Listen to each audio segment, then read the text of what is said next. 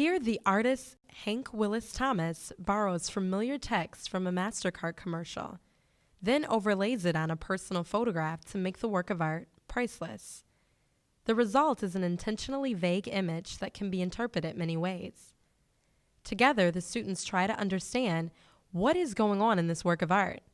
And as they share their ideas, they begin to notice that their individual identities and experiences play a role in what they see and think. When you look at the picture, it says pick and perfect casket for your son, and you can see that his grandparents are there, and the mom, I believe, is sitting down. She looks young, so obviously the son must have been a young man, not someone that's over his 20s. So it just questions what happened. She said, was he in a gang, or was this completed by police and stuff like that? You don't know how this person was killed. Suicide, gangs, police, that's another question that arises when you see this is what happened, and obviously it's a funeral, because there's accidents in funerals, and he died by a gun, but you don't know how. So I definitely think your experiences and your own personal life, the viewer as what I mean by you, is how you see this person as.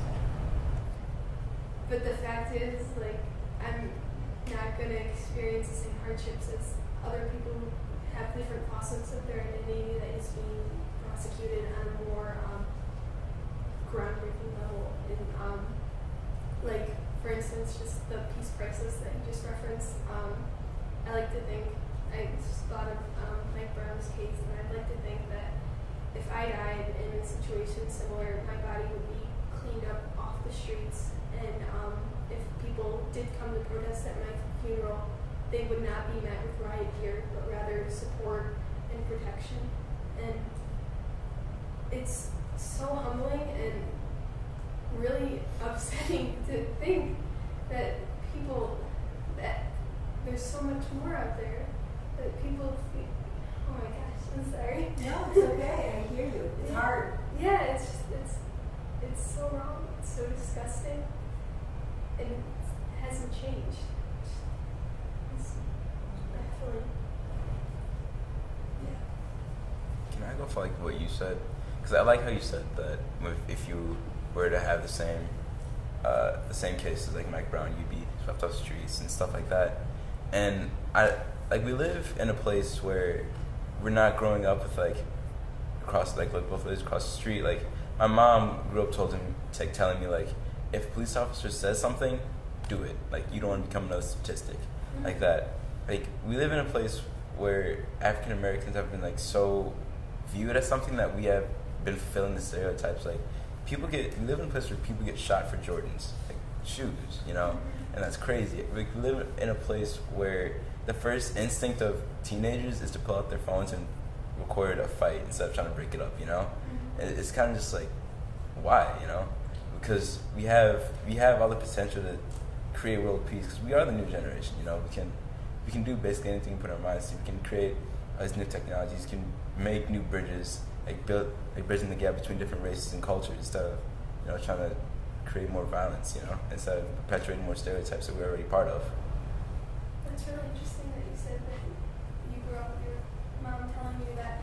It's kind of not funny, but I guess in retrospect, I grew up with my parents telling me the policeman will save you, and if you ever get lost, just call the police. It's just such a different aesthetic.